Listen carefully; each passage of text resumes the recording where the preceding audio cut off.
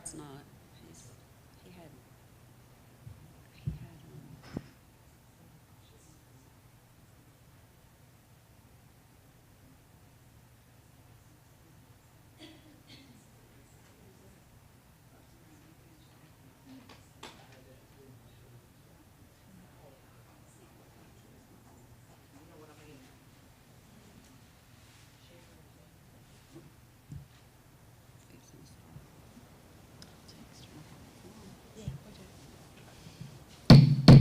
I call to order the June 16th, 2026 work session board meeting of the Wayne County Board of Education. This time I will lead us in the prayer and the Pledge of Allegiance. Dear Heavenly Father, I thank you for this time that we could gather, Lord. I pray that you would just guide us as we make decisions that affect the school system. Pray, dear Lord, that you would be with all of our students and faculty and staff throughout the summer. Keep them safe. Pray, Lord, that you would just bless us and guide us in Jesus' name. Amen. Amen. Pledge allegiance to the flag of the United States of America and to the republic for which it stands, one nation, under God, indivisible, with liberty and justice for all.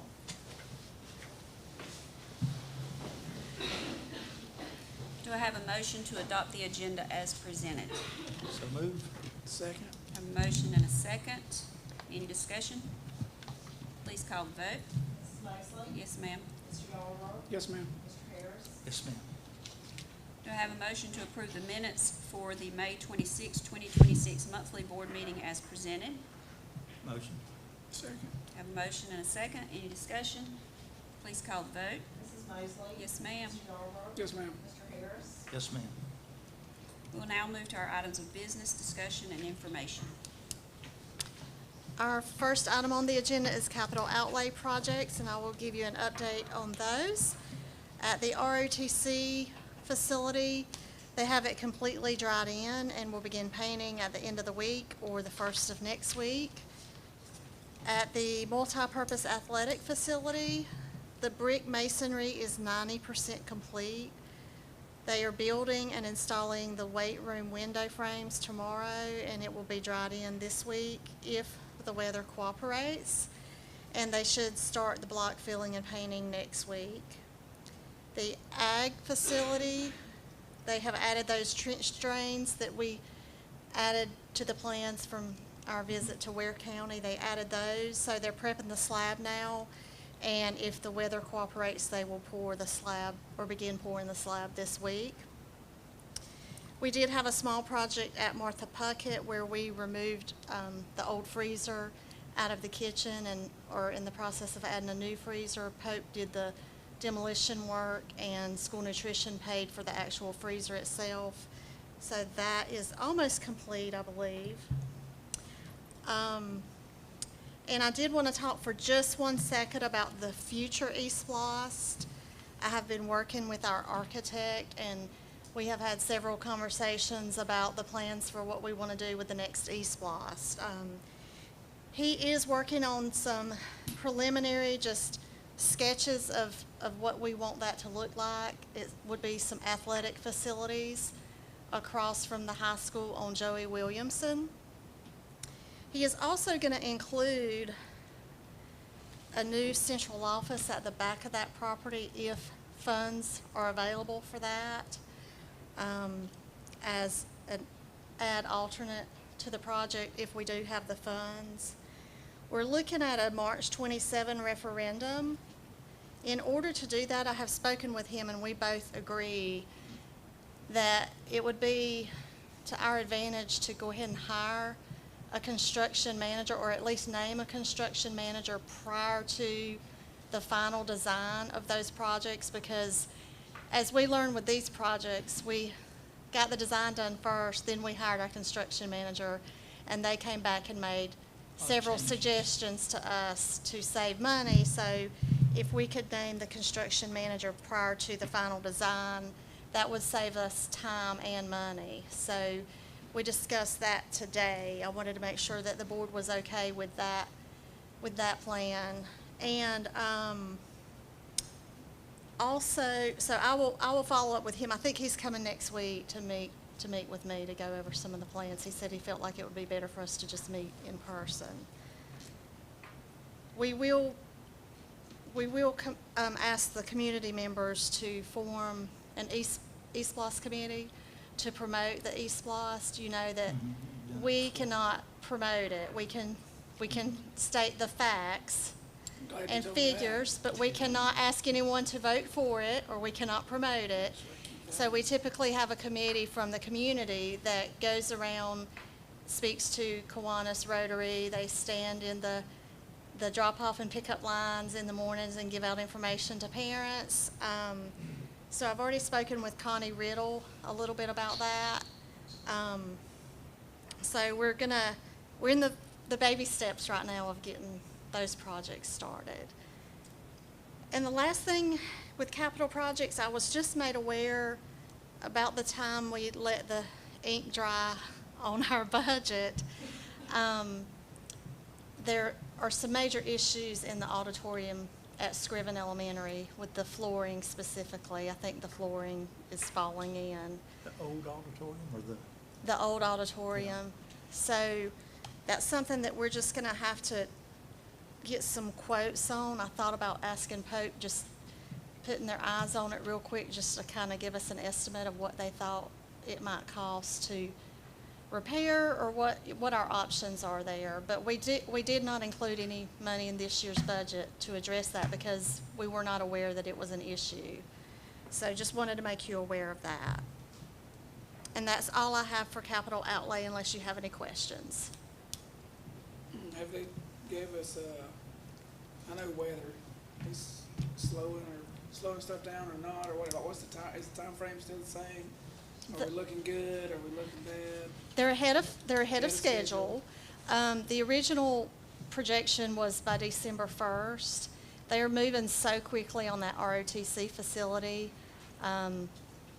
They're way ahead of schedule on that. Of course, the ag facility, we're waiting on the metal building, Yes, ma'am. and that takes a while for that to be erected. The weight room, the weight equipment itself may be an issue coming in a timely manner. So we may not be able to start first semester with weight classes in that new facility. It may be second semester. But Pope they're way ahead of schedule from where they predicted they would be. So they do feel like ROTC will be in there. ROTC is going up quickly. Yeah. Yeah, they're starting to paint. So I know when I talked with him last, they were really pushing hard to They try are. to have those buildings ready, not the ag building, but Right. those others ready for school. yeah, they're which would trying be really 4 months hard. ahead of time. Right. We're not going to say for sure, Yes. but they're working really hard to try to make it happen. Good Yes. deal. The next item on the agenda is the strategic plan, and as you know, we have a director each month come and share one portion of the strategic plan, and we have Miss Given, who has not been feeling well for the past few days, so we appreciate her coming out to, and weathering whatever she has, the crud. Just pray I don't start coughing. If I do, I'm just going to have to roll on. It's a slim crowd tonight, but I'm like the preacher, 1 or 100, you're getting the whole sermon. Let me get my ducks in a row here. All right. So, Nicole, have you got strategic plan?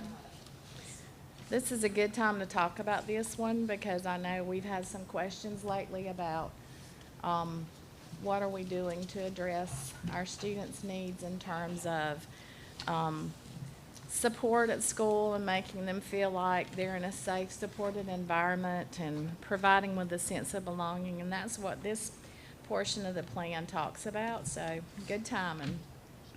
So 4.2 is meet the social, emotional, and behavioral needs of the child. By 2028, the Wayne County school system will set clear expectations to maintain a safe and supportive learning environment in all schools. So the first action step for that is establish supporting learning environments that foster student well-being and safety. We currently are using a social emotional learning curriculum called Character Strong. It's designed to help us support student behavior, teach practical life skills, improve school culture and student well-being. And there's lessons on bullying prevention, mental health awareness, emotional regulation, respect, empathy, conflict resolution, substance use prevention, and stress management, just to name a few things. And I made I'm old and I'm old school and I like hard copies of stuff. So I made just a few copies of some of the scope and sequence and some of the lesson plans for y'all to just look at, because I think it's important for you to know what our curriculum looks like and what we're teaching our kids. So y'all can just look at that when you have time. So Character Strong has 3 tiers. This is tier 1. It's for all of our students and all of our schools, pre-K through 12. There's also tier 2 and tier 3. Tier 2 is for like 10 to 20% of our students who need more focused support. It includes small group instruction. It's focused on regulation, relationship building, and coping skills. And then it also has some specific interventions to re-engage students who are chronically absent. And that's important, and we'll talk about that a little bit later. And then tier 3 provides intensive, individualized supports for our students that have significant social, emotional, and behavioral challenges. So we've got the Character Strong in place. We also have child safety and teen safety. The child safety is grades K through 5 and teen safety is 6 through 12. Our counselors provide that instruction because it's some specialized stuff, and so the counselors are the ones that are responsible for that. And it covers a variety of topics from child abuse, bullying, cyberbullying, to digital dangers and safe internet and social media use. And then we also have the Stop It Anonymous reporting app. I think we've had that for 8 to 10 years now. We've had that for a very long time, but it's a really good thing. And it's for students and families to make reports on any issues that concern them, from bullying to school violence to self-harm, just any inappropriate behaviors. And I printed out some usage reports on that just for you to look at. You were busy.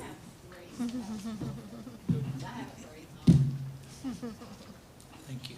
We had like 1,605 downloads of the app just this year, and we had 315 incidents reported. So that was pretty good, and that's just a breakdown of what some of the reports look like and what they cover. Yeah. And it might be on here. So when these incidents are reported, say there's 315, where can I look at the incidents that were addressed? They're all addressed. Okay. So the way it works, the incident goes to the admin and the counselors, and Dr. Collins and I get them. And they typically respond very quickly, but if they haven't responded in several hours, and when I say they, the counselors or the admin at the school, Jan and I get notifications that say these are still open, and then we email the school and say, you haven't addressed this, won't you jump on it? But so those are all closed. They've all been addressed. Okay, and is this the same software that picks up on keywords when they're doing schoolwork? This is one of them. This is different than what Jana shared with you guys, but this does have keywords in it. And the Stop It app folks monitor this constantly, and if they pick up on something, then they escalate it if they feel like they need to. So, like if they pick up on something that looks like self-harm or a school threat, they will reach out to Dr. Collins or to me and say, we've got this report. Do you want us to notify law enforcement? If they can't get us, they'll try admin. If they don't get anybody, then they immediately reach out to law enforcement. Again, this is totally anonymous, so if we don't have any names, there's really not anything we can do to try and figure out who this is. We can message back and say, would you be willing to come talk with an administrator or a counselor and give us more information? I don't think we've ever had any situations where we weren't able to follow up if it was something very serious. People are really good about giving us names if it's a self-harm or a threat. So it's been a really, really useful tool, and we've been able to do a lot of intervention with it. Thank you. So that's the first step. The second one is provide targeted professional development on supportive learning environment and classroom management strategies. So all of our staff participated in the Tier 1 Character Strong training this year. Our middle and high school counselors, several of our elementary counselors, and a few of our teachers participated in the Tier 2 and Tier 3 professional learning for Character Strong. That's more the small group and individualized interventions, and so it needs to be the counselors or a teacher that can fit that into their schedule and do a little more specialized support. And then we've got several of our elementary schools that participated in professional learning with Amy Dean. She's called the Behavior Queen. She's a national speaker and author, and she focuses on behavioral interventions that help create positive classroom communities. And they do that through teaching like life skills such as peer relations, conflict resolution, and self-regulation, which I've mentioned several times, I think, but that's a big one because we have lots of kids that don't understand what they're feeling or how to regulate those emotions. So that's a big thing. We're also streamlining and refining our bullying processes and procedures. And we have lots of new administrators for this coming school year, and so we'll be doing some training for all administrators next year on the bullying processes and procedures. Number 3 is consistent implementation of the behavior matrix.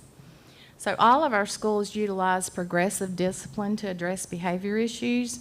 We have a behavior matrix for elementary school, for the middle school, and for the high school, and it provides a continuum of interventions and consequences, and it encourages positive behavior, accountability, and student success.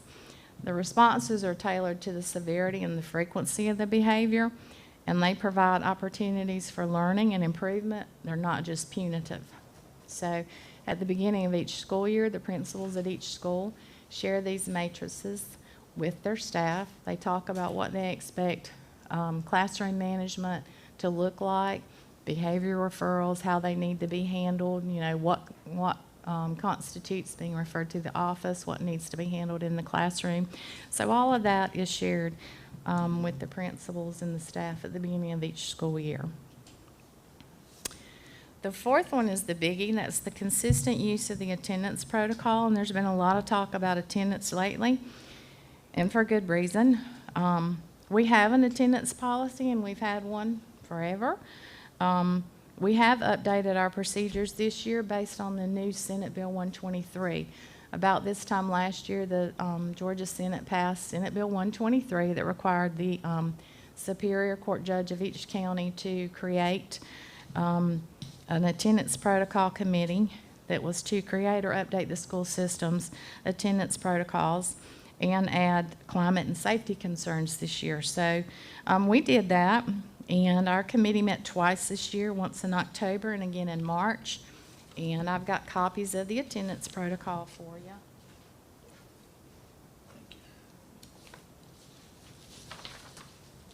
That's hot off the presses. It was uploaded to the DOE in May. You'll see towards the back the list of who all was on the committee.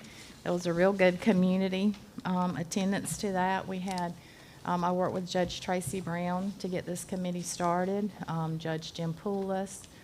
We had law enforcement, sheriff,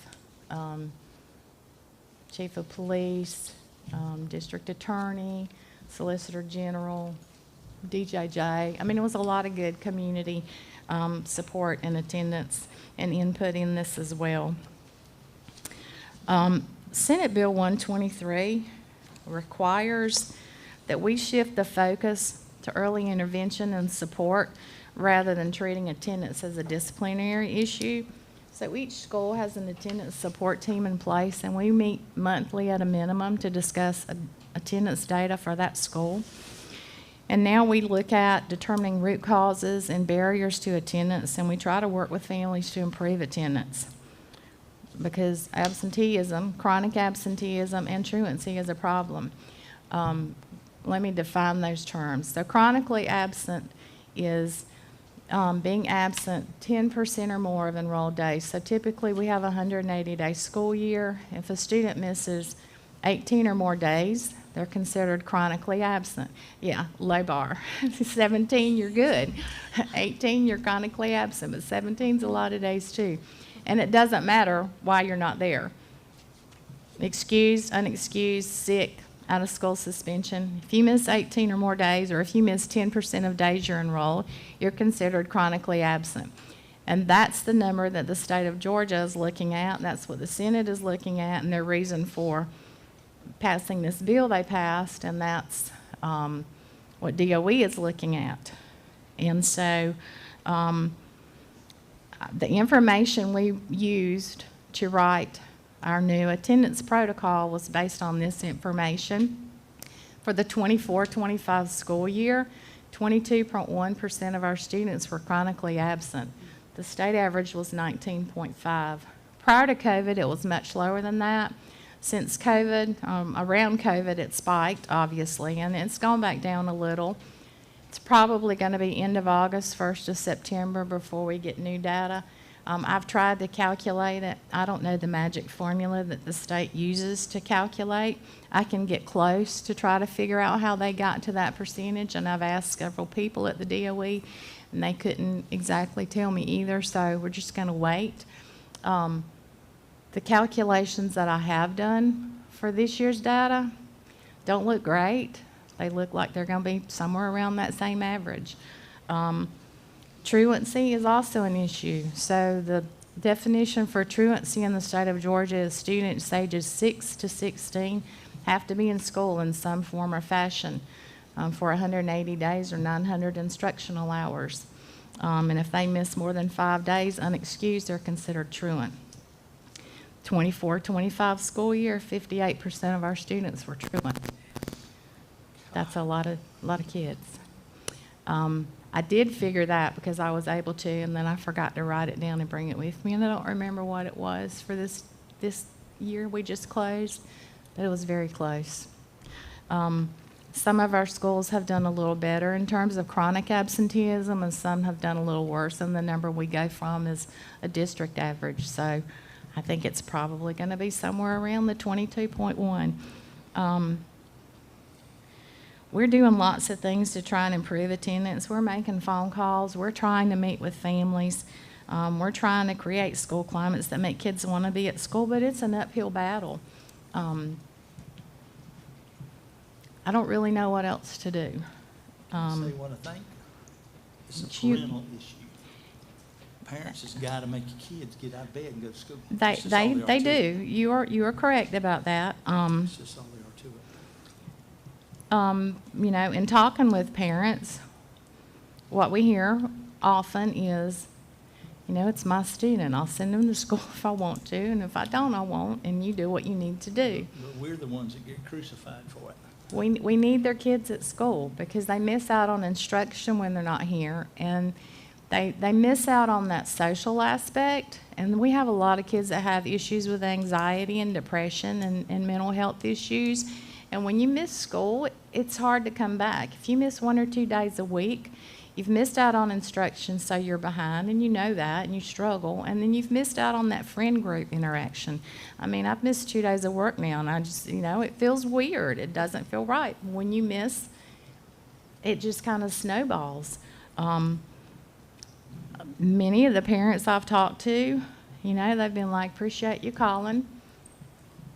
Thank you. We'll do what we need to do, and you do what you need to do. We had 123 students on attendance contracts this past school year. We could have had a whole lot more, but it takes a lot of time and manpower to have these attendance contract meetings. It takes a lot of money because I have to send certified letters, and they're not cheap. We ended the year at the high school by implementing 21 of the new individual attendance contracts just to try to be proactive and get started with the younger kids, the 9th graders, you know, that we are concerned about. And that took 2 full days. I sent out, I don't know, 35 invitations Had 2 parents call and say they couldn't make it, had 3 parents that actually showed up. You know, when we talk to the kids, and middle and high school kids will be pretty honest with you about why they don't attend school. There were a few that said they had to, you know, they have to stay home and keep their younger siblings because mom or dad are a single parent, and when they have to go to work, somebody has to watch the younger siblings, and I understand that. I don't know how to fix that. You know, I've had a lot of parents that said, well, we went on vacation. We're going again. You know, had one dad that said, I leave for work, you know, before my child gets on the bus, and we don't live in a great neighborhood, and they're scared to walk to the bus by themselves in the mornings. I understand that, and it's heartbreaking, and I don't know what the answer to that is. And then you've got kids that say, well, I can't get up in the morning, I'm tired. Why are you tired? Why are you not going to sleep? Well, I'm up till 3 o'clock playing my video games. So I don't know. I'm open to suggestions. All of the schools are open to suggestions. We want our kids here, and we'll do whatever it takes. We did take 17 parents to truancy court in April. We took 13 or 14 to court last year. 3 of those, their attendance improved this year. That was about it. So when we go to truancy court, do we have to pay that court cost? We do. And that's very expensive too. Well, the filing fee is like $20, but you know, when you are taking multiple, and then it's like $10.74 to send certified letters, which are required. And so it adds up. It's costly, and we ask about, you know, could we, as part of the thing with the parents, could we make them turn around and have to pay for it then? And we were told, no, we can't do that. So we're doing all we can. We're willing to do more. You know, we talked about incentives and things to make a bigger deal about them being here, not just perfect attendance, but, you know, you missed 5 days last month. Let's see if we can get it down to 4 this month. I mean, we're trying everything we can because we really want our kids here. It impacts everything. So that's where we are. So that's strategic plan 4.2. Questions?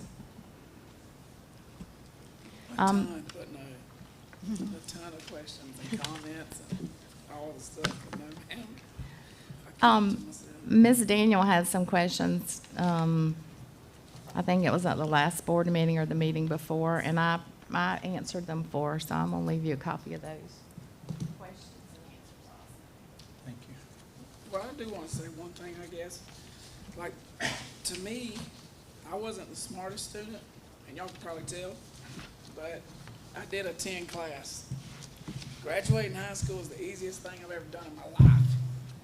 Now, I know that's not the same for every kid. There's things that happen. Everybody has different trials and tribulations. But when we have 22% of our students that miss more than 18 days, that it's hard to graduate if you're not there.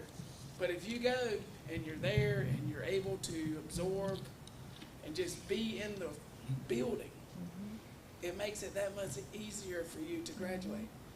But when you miss this, if I miss that many days of work, I would not Exactly. have A job. a shirt on my back. Exactly. Like, and all their, yes, people have things going on, I get it.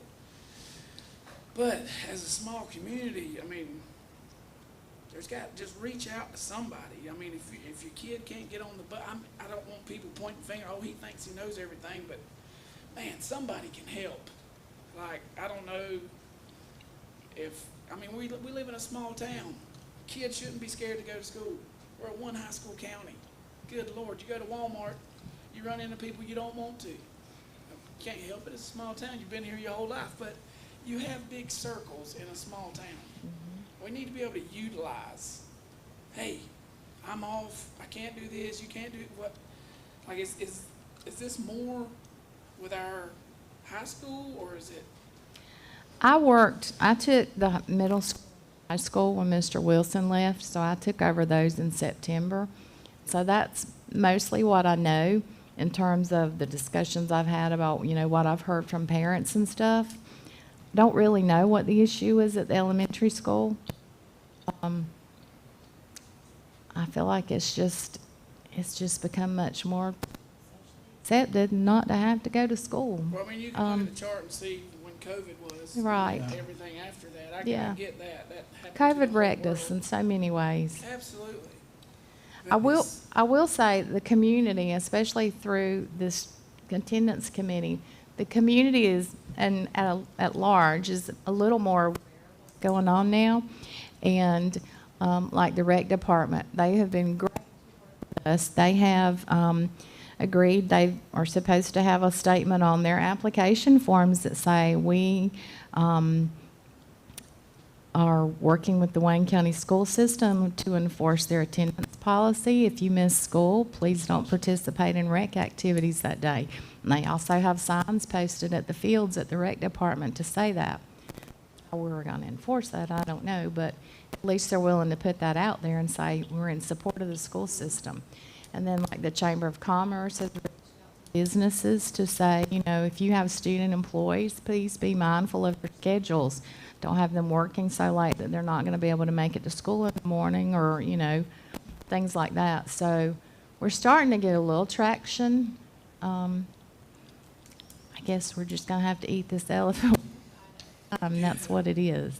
I mean, I just know that the majority of the comparisons that we do, which I hate comparisons to the counties that touch us, is based off of test scores, graduation rate, that stuff. And that's what we get kicked in the shin about. But if you're not there, it don't matter what grade you're in. You're not going to do good on your test if you're not there to get the curriculum. I mean, I don't know either. I did not know it was that bad. It's Was hard. I supposed to know that? Well, you do now, so. Yeah, great. Glad I came. And the bad thing is all the work that teachers are required to do to try to help them make up. And they do. They are great I about bet working with our In the last 3 weeks of kids. school, I had 5 different teachers call me and say, I got a kid's missed 40 days, but I got to try to help him get caught up so he can graduate. And they Now, there- will, and they do. There is no excuse to be 18 years old and not have enough responsibility to know that, you know what, I need to be there. And here's a teacher trying to teach the rest of her class, but she's got to go back and make up 40 days worth of work for this kid so he possibly can graduate. So we can have a better graduation rate. It's horrible. And it falls on the parents. Truth is truth. Anything else? We can only do better going forward. There you go. That's it. Thank you. That was very informative. The next item on the agenda is Parent Pro Tech, and I think Dr. Burgess has some information regarding that.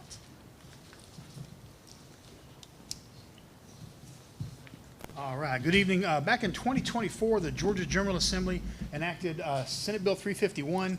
That became known as the Protecting Georgia's Children on Social Media Act. And that had several provisions, but 4 of those were really related to schools specifically. Excuse me. The first of those is that local school boards had to create and enforce policies governing student access to social media platforms on all school-issue devices, which we have done, and we continue to do that. Also, schools have to submit their acceptable use policies to the State Board of Education, which we also have done and will continue to do each year. District IT departments are required to block social media platforms on school devices and ensure compliance with the law, which again we do and we would do. But the one I want to talk to you most about today is the bill emphasizes comprehensive character education programs for all K-12 students. And it includes virtues like patience, creativity, sportsmanship, loyalty, perseverance, and that's really where I'm going to spend some time this evening. Ms. Given mentioned our character program called Character Strong, which is a great program. And we've had several character education programs since I've been in the Wayne County school system. And honestly, some of them, they've kind of they've been mixed reviews. Some have been good, some not so good. But when we were looking at Senate Bill 351 coming down the works, we as a technology department department began to search for a program that would meet the needs of our students in a digital world, not just regular, I say regular, your basic character education program. We needed something that was going to help children in the digital world. So we want to continue to teach those positive core attributes. But at the same time, because children spend so much time online, both at home and at school, we try to limit it at school. We understand that when we're in a classroom, the technology is there as an aid to learning. It's not the means to learning all the time. So we try to monitor that as best we can. And so what we do is that we block access to social media on all school-owned devices. If a student goes on a computer or an iPad, a tablet, and they try to go to Snapchat or Facebook or Instagram or any other social media platform, they're going to get a message that says access blocked. And Mr. Yarborough, you were mentioning about the keywords. That's a program we have called Blocksy. That if you type in a keyword, you can actually type in the word melancholy, and it will block access to a website that has that word in it, because melancholy goes along with depression and being sad. And so it's one of those words that's preloaded into that program, but we also can load words ourselves. So if we know there's a trigger word that a student might, they're trying to Google this particular word for whatever reason, and this is a little off subject, but it's interesting, is one of the things that we find most often is that kids will type in a word that Blocksy will block them, and more times than not, it's a word. It's song lyrics that they're looking for. So it's not that they're looking to do anything serious. They're typing up, trying to file up a title of a song or something like that. So Blocksy does a great job of helping us maintain order there. Well, late last summer, the Georgia DOE partnered with a company called Parent Protect to provide school systems with a Georgia DOE-approved platform that meets the requirements of Senate Bill 351. Districts were given the option to continue their current character education program, or they could find something new, or they could go with Parent Protect. So I kind of made the decision as a district. I worked with my team, my IT team, talked to some curriculum folks, and we made the decision to go with Parent Protect for several reasons. Among those is that with it being Georgia DOE approved, we knew that as long as we taught the lessons with fidelity, we would be in compliance with the law. So that was one of the reasons. Also, the Georgia DOE is offering the program to districts at no cost. So it was fiscally responsible. There's no cost to the school district. Who knows what's going to happen in the future? But right now, in this coming school year also, there's going to be no cost to us to use that program. The Georgia DOE is picking up the tab. Well, the third and most important reason is that the lessons in Parent Protect are just exceptional. They are really, really good. They're themed by grade level. So for instance, kindergarten through 5th grade, they're all themed lessons. Kindergarten has like a neighborhood, kind of a Mr. Rogers vibe to it.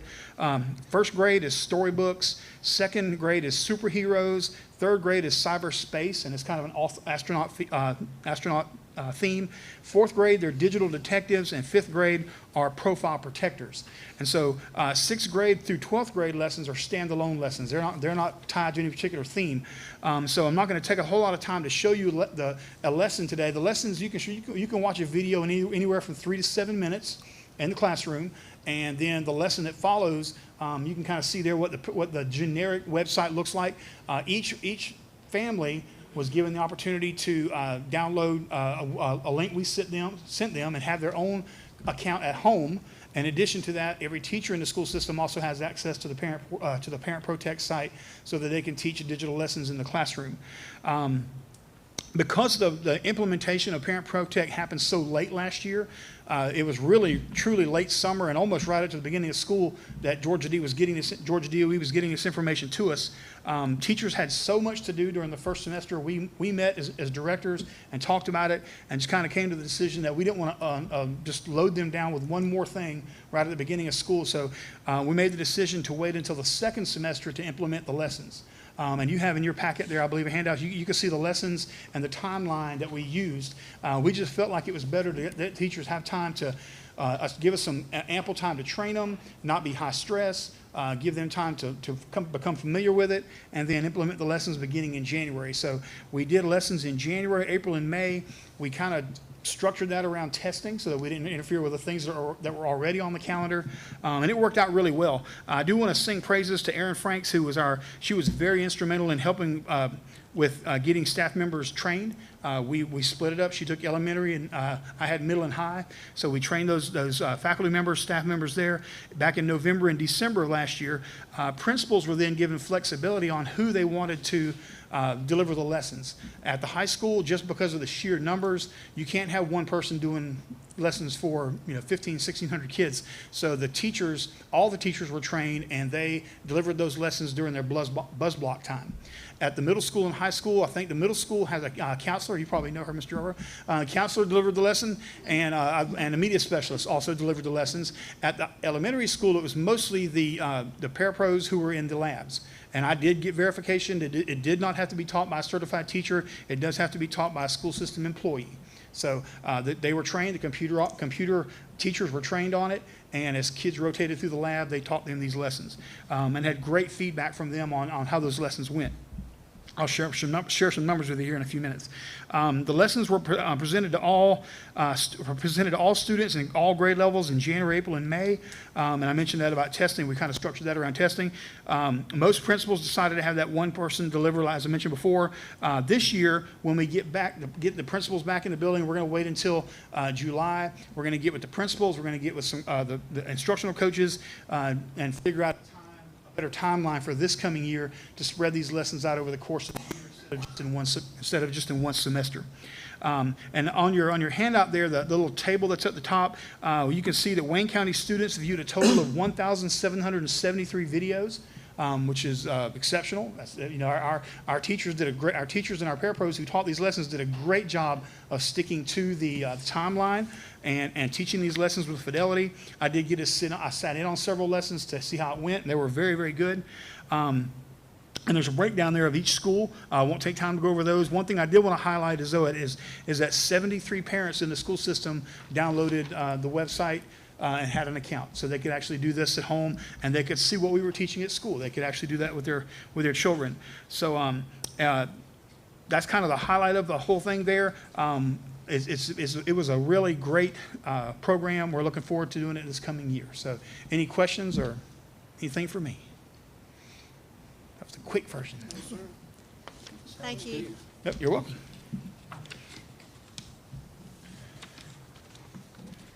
Okay, up next we have the parent-student handbooks, and I'm going to make an attempt to go over the changes with you on those, but I have Dr. Collins and Ms. Given here as backup if you have a question that I'm not sure of the answer. So you should have a packet with all of the parent-student handbooks, and we will start with the elementary handbook. This is just like a first reading like we do with our policies. We'll come back at the next board meeting and adopt these or approve them. First So reading. you'll have some homework to review them. Everything that was changed is highlighted in yellow, so you can see that there were some principal names that changed, so we highlighted that. On page 4, we did make some changes to the one of the paragraphs regarding attendance, and Ms. Given has spoken to that about how we've made some changes to some of our procedures and protocols based on that committee's recommendations. And we're not going to read word for word over this, so I do want you to take the time, if you can, before the next meeting. We did have 2 truancy officers. The changes there that we just went down to 1 truancy officer. When's the next meeting, like 6 weeks from now? It's June 30th. I told you I attended school. And I got it. Goodness gracious. Yes, ma'am. So the next few pages that are highlighted in yellow are a lot of the changes in our attendance protocols. So you'll see some things struck through that were removed and some other changes there. So If it's yellow and doesn't have a line through it that's been added? Yes, sir. Okay. So we're going to start with our attendance protocol. If they have 1 absence, what those steps are going to be, 3, 5, 7, and 10. And we will have the attendance committees at the school. We will implement attendance contracts that Ms. Given spoke about as well.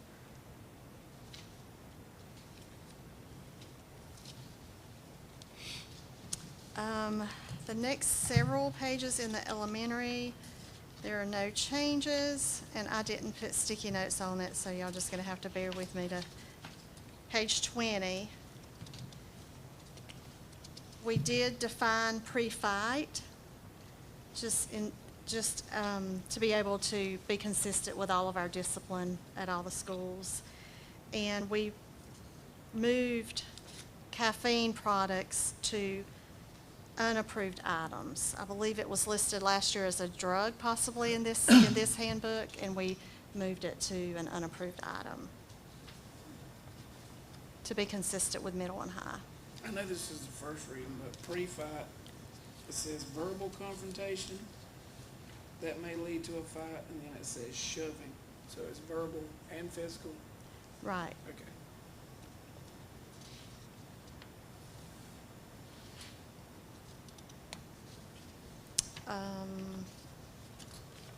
Let's see, the next several pages, there are no changes until we get to page 29. We did make one addition there to the dress code regarding costumes. And then for electronic devices, we have House Bill 1009 here that prohibits the cell phone usage, and that has been, Wayne County implemented all grades last year, but, you know, this year the legislators added it to high school. Mhm. But we updated the verbiage there on that. Page 32, internet access. Just some additional wording there.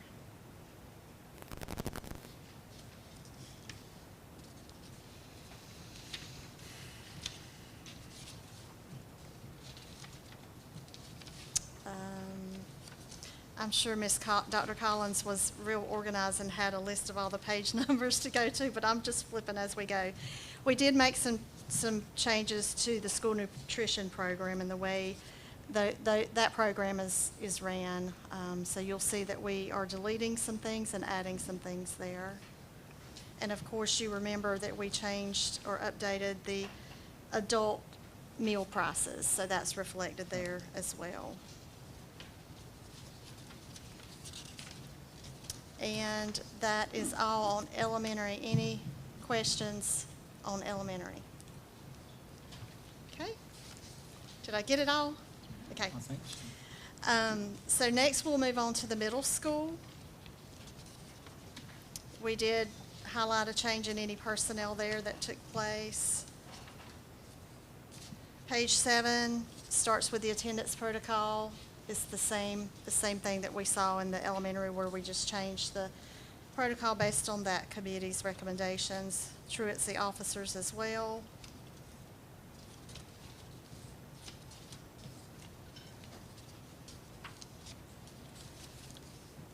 Page 20. We are removing the statement under drugs that caffeine pills as well as energy drinks are considered drugs. And we moved that down to the unapproved items on page 23. Again, we added pre-fight there.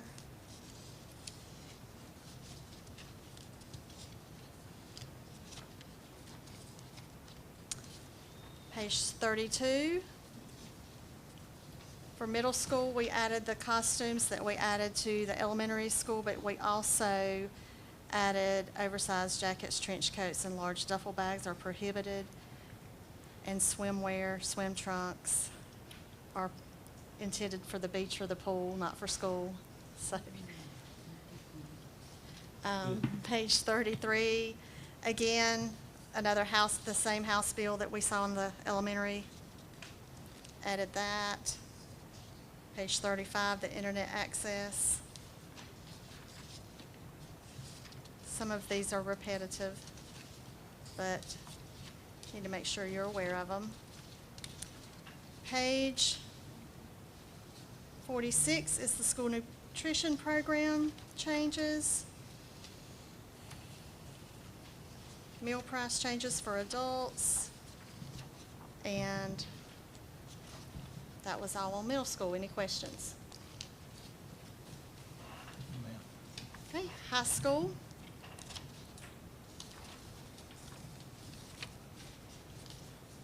Personnel changes again. I think these all are the same, attendance protocol. We did add a statement on page 13 about parking permits. Students are not to park in handicap parking spaces unless they have a permit.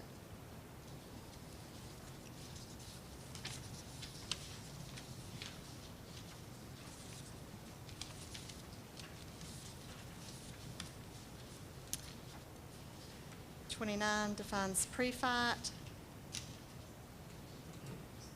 and adds caffeine to unapproved items.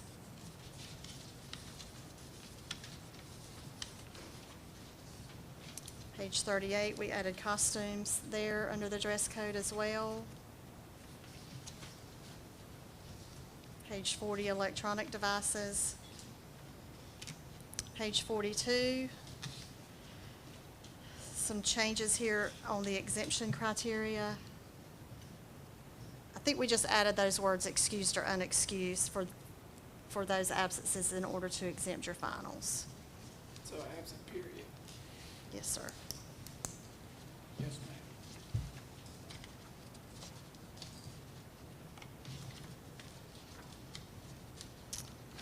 Okay. Page 56 is the internet access additional language.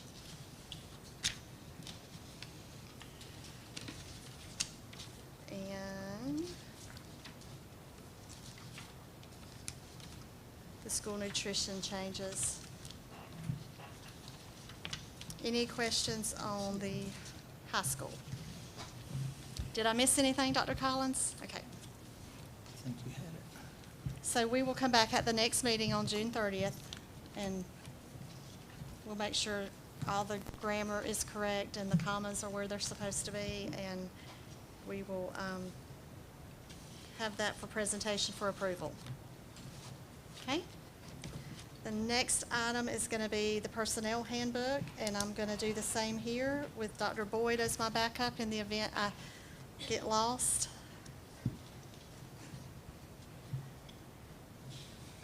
There is a note there. There's some things that are being deleted, so we'll update the index there with the page numbers. So,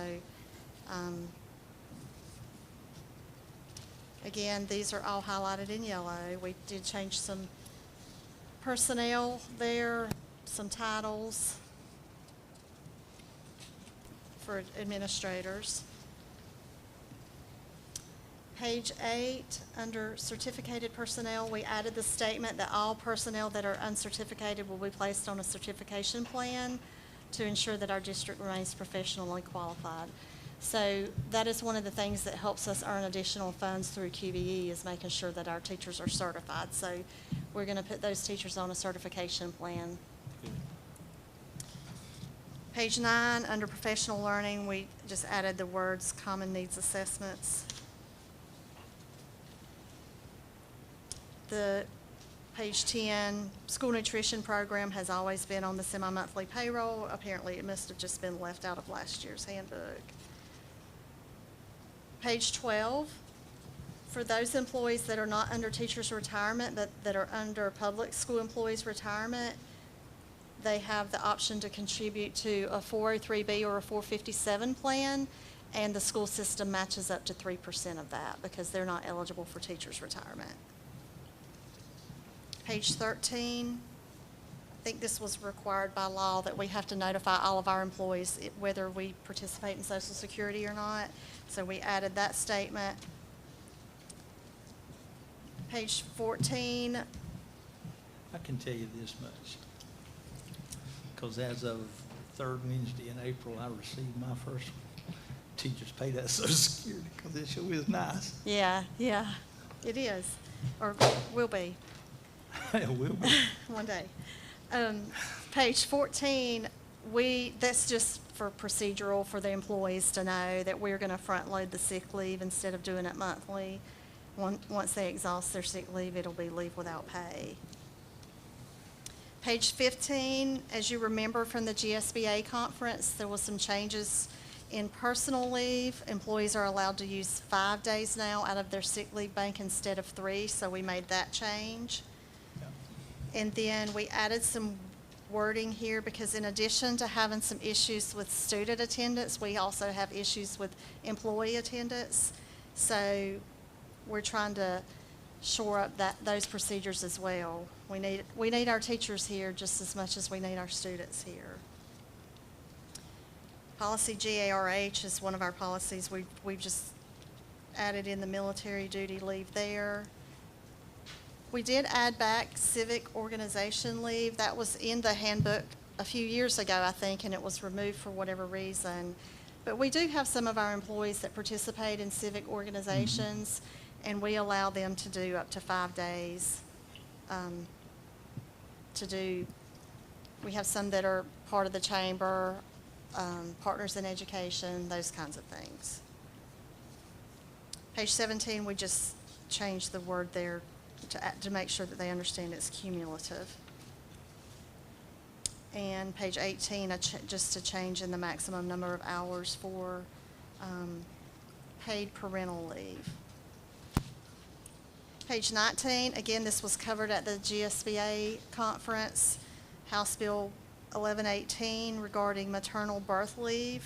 We added that verbiage there per their instructions and added the statement that it doesn't run concurrently with paid parental leave. You use your maternal birth leave first and then you go into your paid parental leave. We did add a statement at the bottom of page 19 regarding staff members posting to social media during school time, that all their posts should be professional.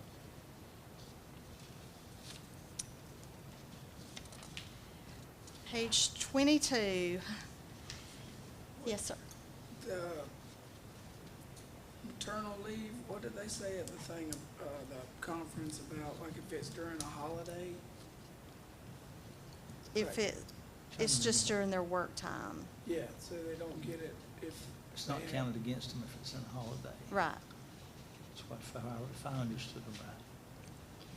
So like the 2 weeks that, So if they have a kid during the summer, they're not gonna get paid for it. that's right. Better do some research, man. Because you remember, Set your calendars is all I'm saying. you remember he said you may want to plan when you want to Yeah, have Yeah, children. yeah. Plan accordingly. Page 22, we just cleaned up the video statement there. We had it broken down, elementary, middle, high. We just cleaned that up. Some of that was repetitive, just to make it a little bit easier to understand.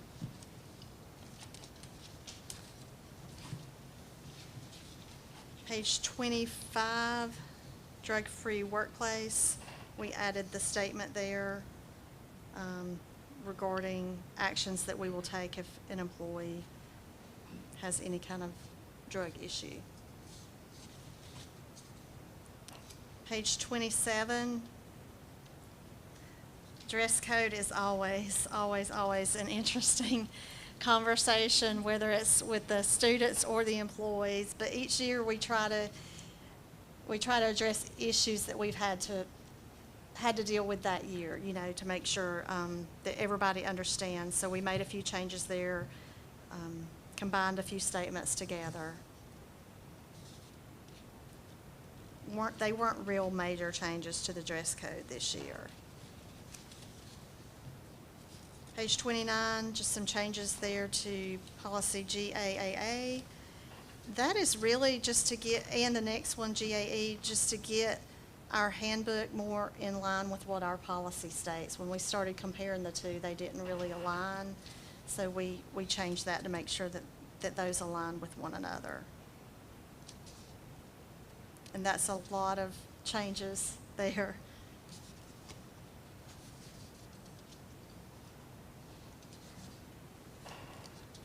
We had several complaint procedures based on what the issue was, and so we just tried to clean it up to make it easier for the employee to follow.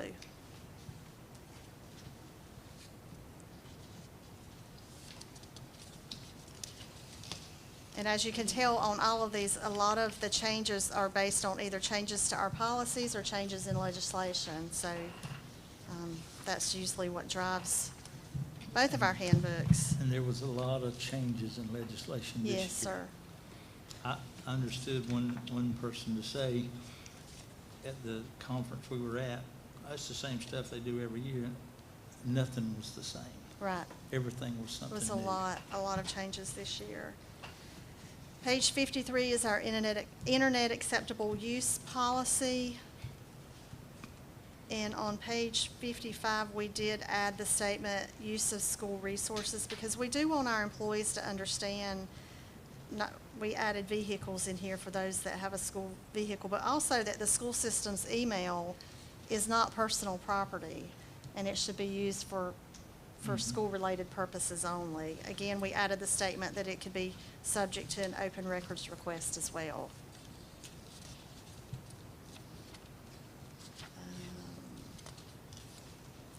I'm looking for more yellow. And I think that was it. Any questions on the personnel handbook? No costumes. Yeah, Good. we do. We have found that when we get into issues with personnel, and we have to speak to any attorney about anything, that having that employee signature acknowledging that they understand the contents of our personnel handbook is very important. So we are requiring that each employee sign off, That's stating that good. they've read it and understand it. That covers us legally. Any questions on any of the handbooks? Okay. The next item on the agenda is the governance team professional development. And as you probably remember, we recently, we didn't review necessarily our norms and protocols, but it was discussed at a meeting just a few weeks ago, I believe. But it is time for us to approve the norms and protocols and the code of ethics for the board. We have to do this annually. Nothing has changed on the norms and protocols except Ms. Mosley did find an error in the wording on page 4 of the norms and protocols under item N, number 5. The first sentence, we're just going to remove those words from and board member because we weren't exactly sure what that was trying to say. So that's the only change to the norms and protocols. But so for those in the audience that aren't sure what this is about, is this basically tells the board how they govern the chain of command. It goes over things like school visits and the protocol for that, and the communication between myself and the board and the community, communication with staff, communication with social media and the news media. Basically just outlines their roles as board members. And so that's what this document is about. And this is on our website, right? So Yes, if sir. they wanted to read it, they could. Yes, sir. But we have to approve this annually. Yeah. So we have the norms and protocols, and then we also have the board code of ethics, which is policy BH. And there are no changes to that. So you need action? Yes, sir. I make a motion, we approve the GOE governance team norms and protocols. Can we do them both at the same time? Yes, sir. And also the BOE code of ethics that we have reviewed. Motion, do I have a second? Second. Any discussion? Please call the vote. Mrs. Mosley? Yes, ma'am. Mr. Yarborough? Yes, ma'am. Mr. Harris? Yes, ma'am. Next is financial management. We have Dr. Kimberly Harrison, who's going to review the FY27 tentative budget. And to be in compliance with legislation, we will open the floor up after her presentation to see if there's any public comment on the budget. Okay. So you have a few sheets in front of you for the tentative budget. And you'll see that this is a little bit different from what we presented in the last few months because this is the entire budget. This is everything from our general fund, special revenue, capital projects, and debt services as we promised last meeting. So the first column is our estimated revenues and expenditures in total. And we're estimating a little over $106 million in revenue and $120 million in expenditures. And that is broken down into our different funds. So you have general in the middle, the second column, federal for the third column, capital projects and debt services. I do want to call your attention to the general fund. In the last meeting that we had, our revenue has stayed the same. But if you'll look at our expenditures, we whittled that down a little bit more from the last meeting. Keeping in mind that we are still honoring all of our raises that we have proposed throughout the last few months, as well as maybe moving some of our expenditures to our capital projects. So that is the summary page. In the second and third page you have is the detail. So if you'll take a few minutes to look at that, same numbers, just broken down by fund. So on the first page, you have our general fund and all of our federal programs and the Perkins grant. And the second page has our special education, pre-K, family connections, ROTC, and our capital projects and debt services, as well as school nutrition.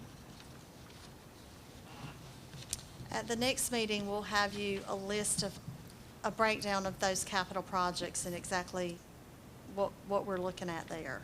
We're going to create budget notebooks like we Yeah. did last year, so you'll have everything organized there. Did you have any questions about the tentative budget? Again, keep in mind, we cut a few of those positions just based on attrition and moving to different spots.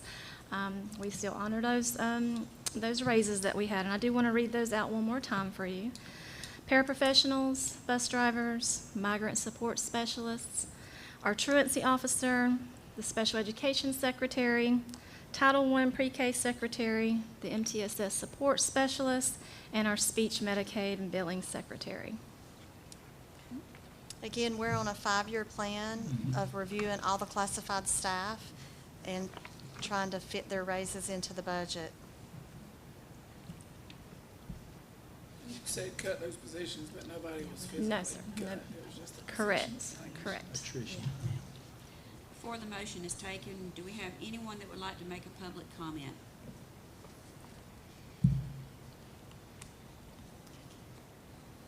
Do I have a motion to approve the FY '27 tentative budget as presented? So moved. Do I have a second? Second. Have a motion and a second. Any discussion? Please call the vote. Mrs. Mosley? Yes, ma'am. Mr. Garlow? Yes, ma'am. Mr. Harris? Yes, ma'am. I do think y'all did a great job.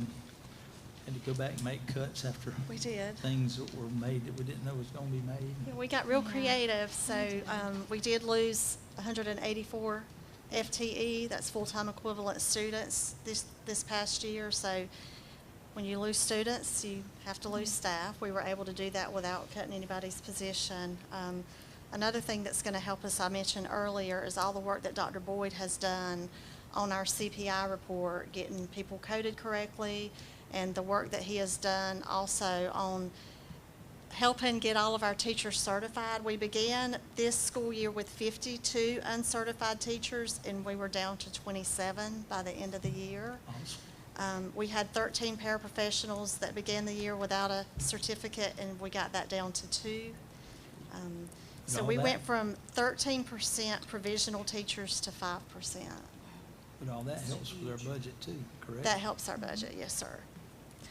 One thing to keep in mind, because you know we have a nationwide teacher shortage, and when Dr. Boyd kind of analyzed where we were, 30% of our teachers have 21-plus years.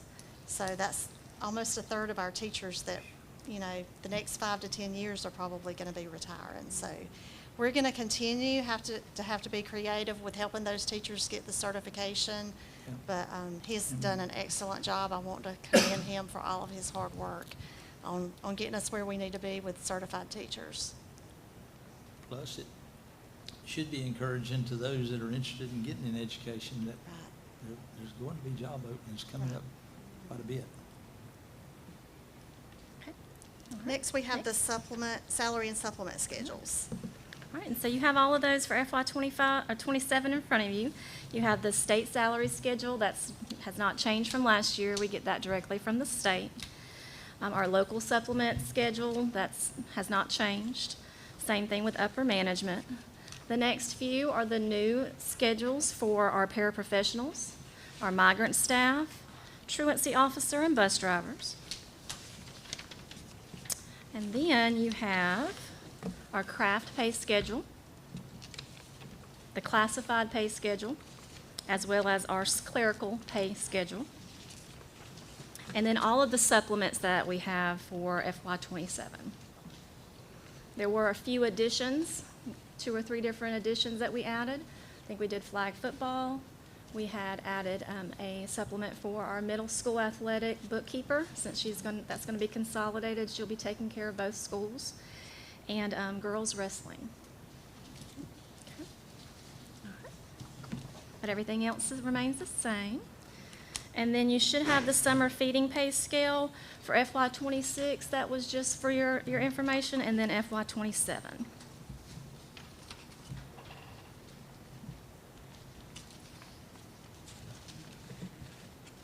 Do you have any questions about the FY '27 pay scales and supplement reports? Do I have a motion to approve the FY '26-27 summer lunch payroll schedule and the FY '27 salary and supplement schedules as presented? So move. Second. Second. Have a motion and second. Any discussion? Please call the vote. Mrs. Mosley? Yes, ma'am. Mr. Yarborough? Yes, ma'am. Mr. Harris? Yes, ma'am. Okay. Next, we have the asset disposal transfer forms for the transportation department. We have one request. The vehicle was traded in for a newer vehicle by the CTAE department. That's the first sheet. And then the second sheet is just some items that we are declaring for disposal in the CTAE department. Any questions about those?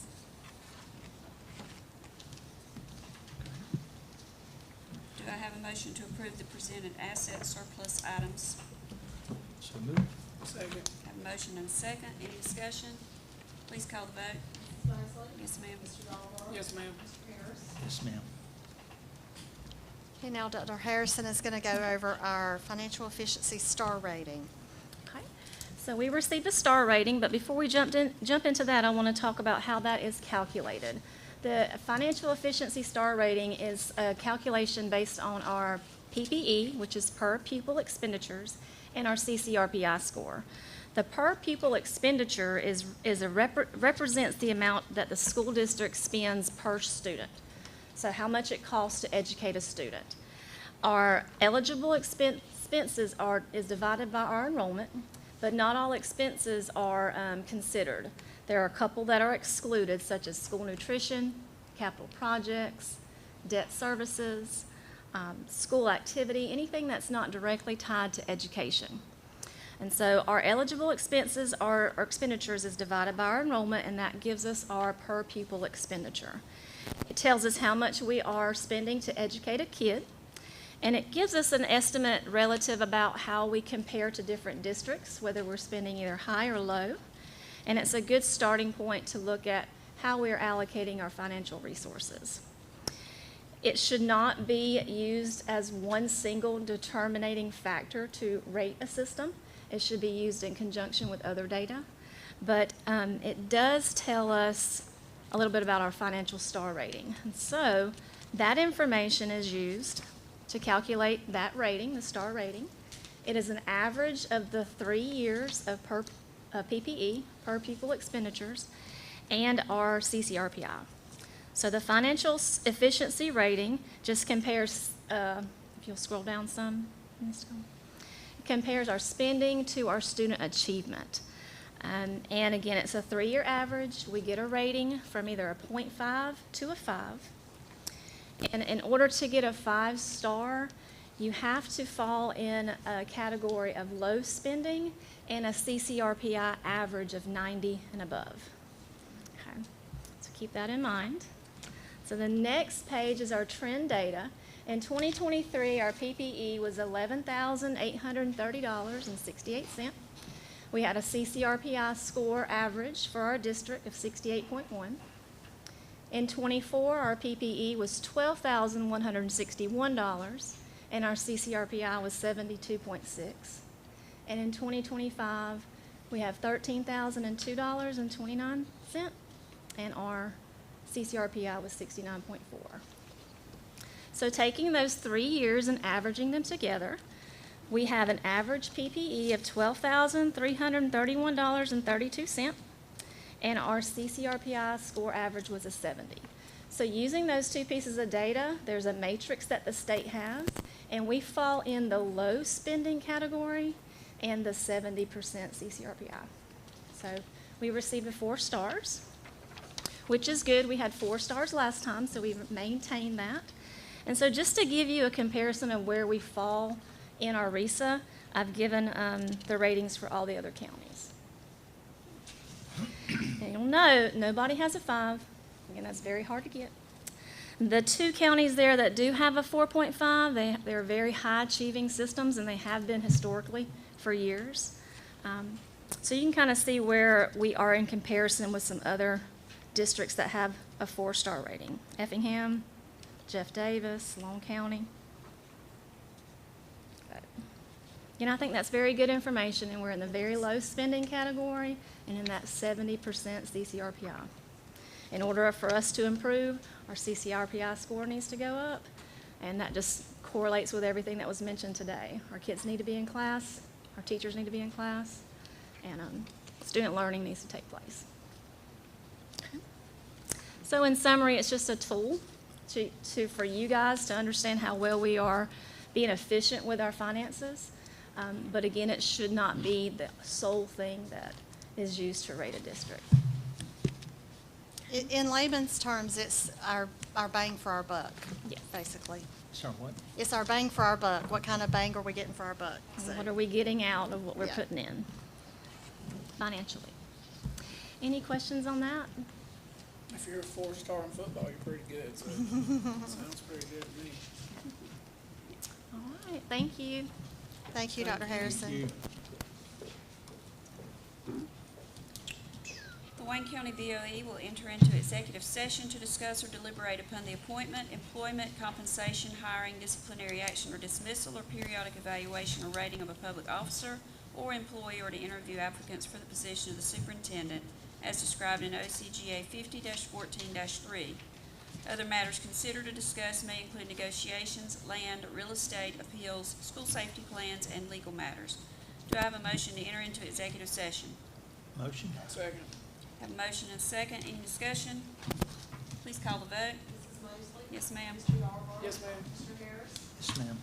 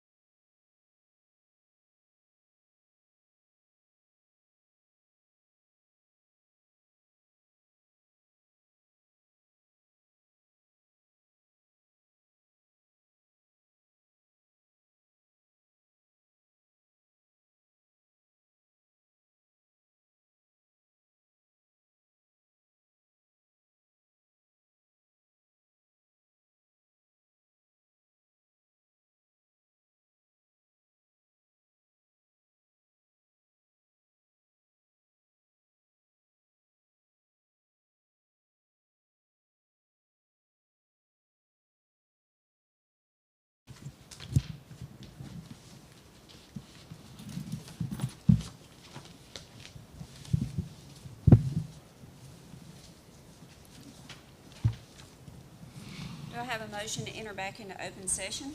So move. Second. Have a motion and a second. Any discussion? Please call the vote. Mrs. Mosley? Yes, ma'am. Mr. Yarborough? Yes, ma'am. Mr. Harris? Yes, ma'am. Personnel recommendations for June 16th, 2026. Certified recommendations. Brandon Bradley, Arthur Williams Middle School. Kara Burban, James E. Bacon Elementary School. Erica Gibbs, Jessup Elementary School. Cornelia Mack, Martha Puckett Middle School Assistant Principal.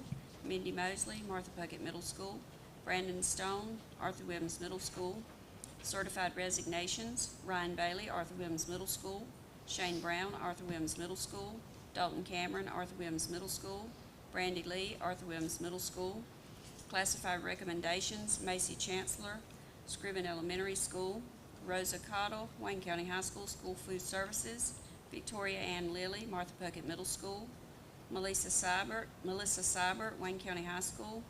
Classified resignations, Zachary Fleshman, Scriven Elementary School School Food Services. Erica Gibbs, Jessup Elementary School. Do I have a motion to accept these personnel recommendations as presented? Motion. Second. Have a motion and a second. Any discussion? Please call the vote. Mrs. Mosley? Yes, ma'am. Mr. Yarborough? Yes, ma'am. Mr. Harris? Yes, ma'am.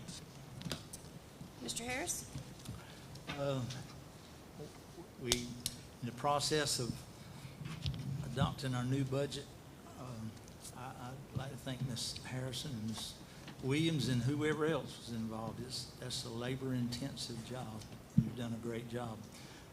It's probably, if I'm not mistaken, it's the smallest increase in budget since the 8 years I've been on the board.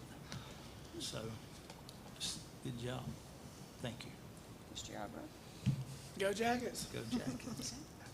Ms. Williams?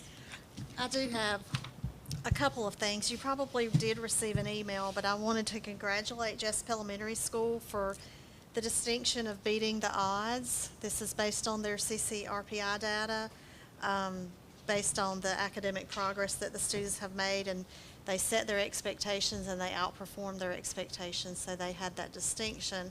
But I also wanted to point out that Scriven Elementary only missed it by half a point. So they were so close.